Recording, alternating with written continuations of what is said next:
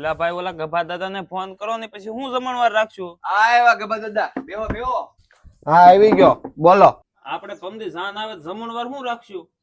જમણવારમાં હું ગુંદી ગાંઠિયા. જો કોણે પાઈ દીધું અત્યારમાં? એલા હવારનો આમણમ છે આ. લા દાડો છે આ, આમાં ગુંદી ગાંઠિયા થોડા હોય. એટલે તમને ગુંદી ગાંઠિયા નહીં ભાવતા હોય તો બીજાને ન ભાવે. એલા બાપા તું સાનો મનો રેની હવે ભાઈ આમ બે હિરખો. એ ભલે ને બોલતા ને બોલવા જો ને. આપણે પટ્ટી ભજીયા રાખો, મોતીસૂરના લાડવા અને દાળ ભાત શાક. એ આ બાપાએ તેને ભાવે કહી દીધું, મારે ગુંદી ગાંઠિયા નું કરજો. જાન આવી જાય 7 વાગે, એટલે રસોઈયાને 5 વાગે આવી જવાનું કહી દેજો, એટલે દાળ બફાઈ જાય. રસોઈયાને એટલા નો દેવાના હોય, હું બધું બનાવી નાખીશ.